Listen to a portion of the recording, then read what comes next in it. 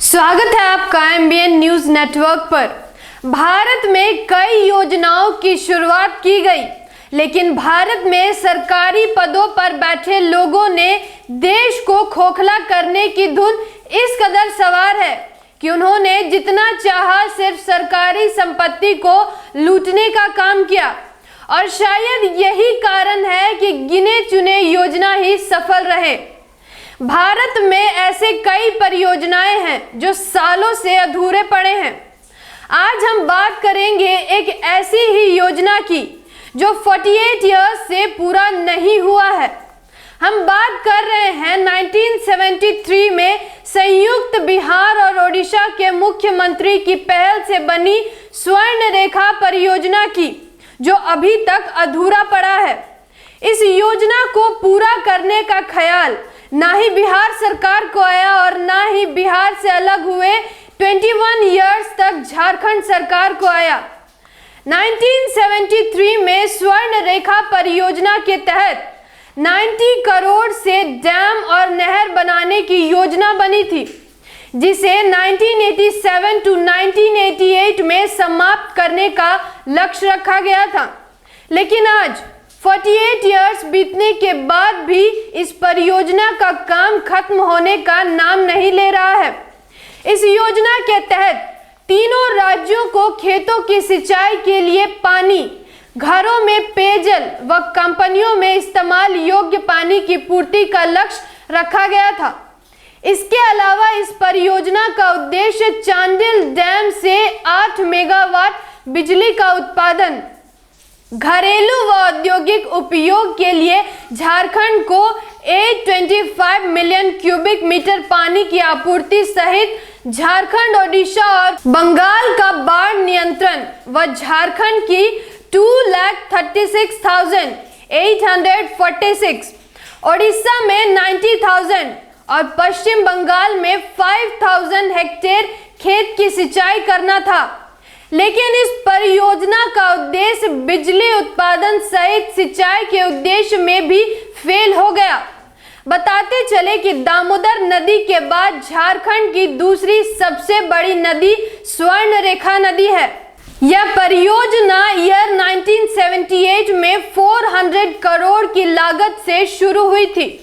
Year 1982 से 2005 के बीच स्वर्ण रेखा परियोजना में 7 बार संशोधन किया गया।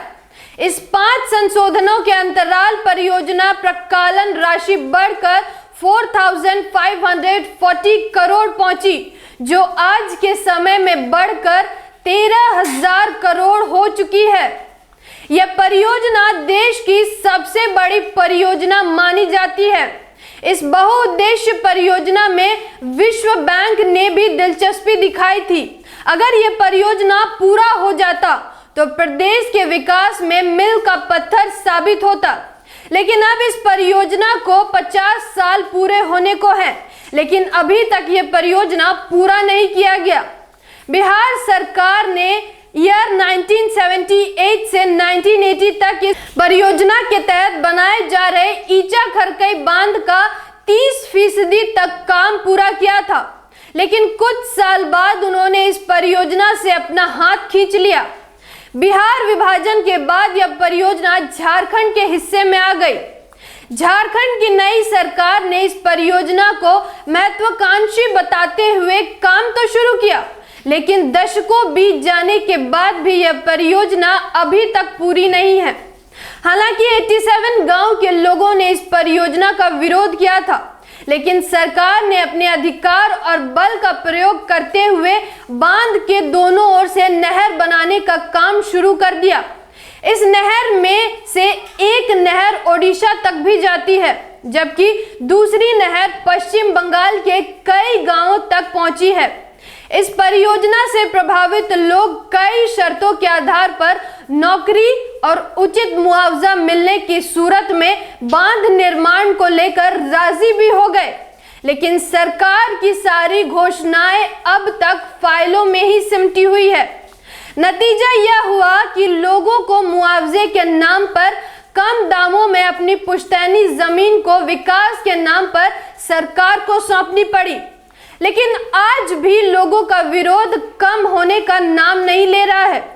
अब देखते हैं ये योजना कब तक पूरी होती है और विकास के नाम पर जिन्होंने अपनी जमीन सरकार को दिए हैं उनकी मांगे कब तक पूरी होती है। वर्तमान में इस परियोजना को चांदेल और ईचा प्रोजेक्ट को 2023 तक काम खत्म करने का आदेश दिया गया है। आपका सहयोग एमबीएन की पूरी टीम को प्रेरित करता है। वीडियो अच्छी लगी हो तो वीडियो को लाइक करें, चैनल को सब्सक्राइब करें, साथ ही बेल आइकन भी जरूर प्रेस करें ताकि अगली जो भी वीडियो अपलोड हो उसकी नोटिफिकेशन सबसे पहले आप तक पहुंचे। जय संविधान, जय भारत।